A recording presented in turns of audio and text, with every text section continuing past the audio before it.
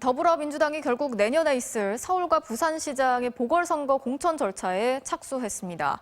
중대한 잘못으로 직위를 잃은 선거구에는 공천을 하지 않는다는 당원을 고치기로 한 건데요. 야권에선 약속 파기라는 비판이 쏟아졌습니다. 최경재 기자가 취재했습니다.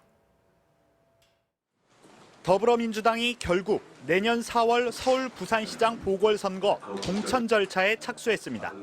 당헌을 고치기로 한 겁니다.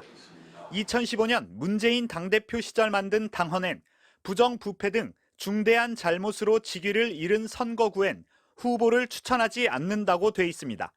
이대로라면 성추문으로 보궐선거 원인을 제공한 민주당은 후보자를 낼 수 없습니다. 그래서 전당원 투표로 달리 정할 수 있다는 문장을 추가하는 방안을 이번 주말 전당원 투표에 붙이기로 했습니다. 대선 1년 전 치러지는 선거의 무게감을 이유로 상징적인 당헌을 스스로 뒤집는 부담을 감수하겠다고 나선 겁니다.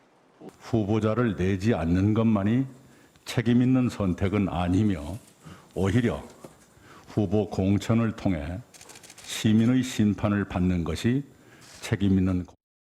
이 대표는 동시에 당의 잘못으로 시정 공백을 초래하고 보궐선거를 치르는 것에 국민과 피해 여성에게 사과한다고 말했습니다.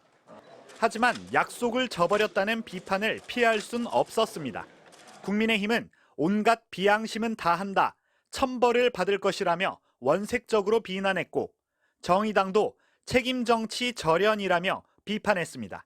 자기네들이 당한 당규에 자책 사유가 있었을 경우에는 후보를 내지 않겠다고 그러는데 또 약속을 파기한 거죠. 약속을 지키지 못하면서 국민의 삶을 지키겠다고 나서는 것이야말로 어불성설 아니고 뭐겠습니까? 논란과 별개로 여야 잠재 후보군의 움직임은 빨라질 것으로 보입니다. 민주당에선 박영선 중소벤처기업부 장관과 우상호 박주민 의원, 국민의힘은 나경원 전 의원과 윤희숙 의원, 조은희 서초구청장 등이 서울시장 후보군으로 거론되고 출마를 저울질하는 부산시장 후보도 벌써 10명을 넘는 것으로 파악됩니다. MBC 뉴스 최경재입니다.